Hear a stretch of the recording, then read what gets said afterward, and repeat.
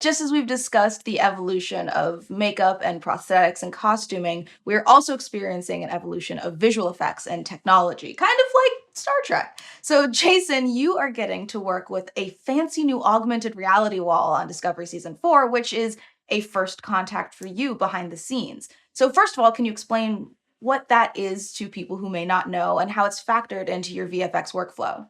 Sure, definitely. I think it's a first contact, not just for us in VFX, but production in general, at least for us, learning this new technology. And what it is it's a 270-degree stage made up of LED panels that display an image, and that image can be whatever we want. So if you, it leverages game engine technology. It has cameras and sensors, which basically allow us to put fully immersive 3D environments on this stage so that it appears as if our actors or our action is taking place in a faraway place. It's really, really helpful, I think, in that rather than shooting something on a blue screen where you put it in later, it allows for the actors to see what they're actually, where they are. They see what planet they're at. The lighting for the DPs allows the light to actually bounce off of the actors. So the integration of it and the way that it looks, filmically is really good because you're actually shooting it through real lenses at the time.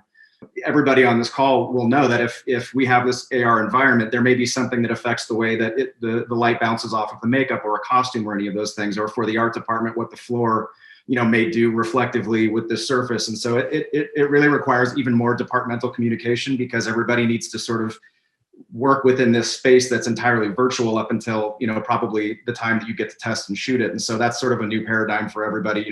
Well, in respects to AR, the paradigm shift of being front end savvy is really what it's all about. Is you're planning and scheduling totally differently and having to make those decisions at the beginning versus in post. So that is simply a paradigm shift in how we all work.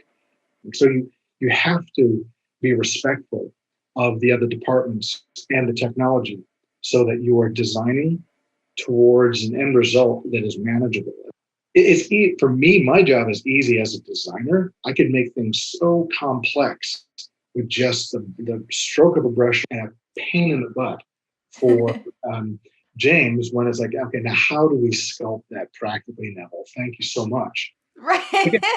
James, we talked about, I have an idea, James, you have an idea. Let's see how those can work together. So when the collaboration goes from me to you, you have something that you can do your best with. Yeah, it depends on what color in your computer can I achieve that color actually on the skin or make it look shiny or see-through. Yeah, it's definitely a conversation we have to go back and forth because I do have only a color realm that I can grab from or create from.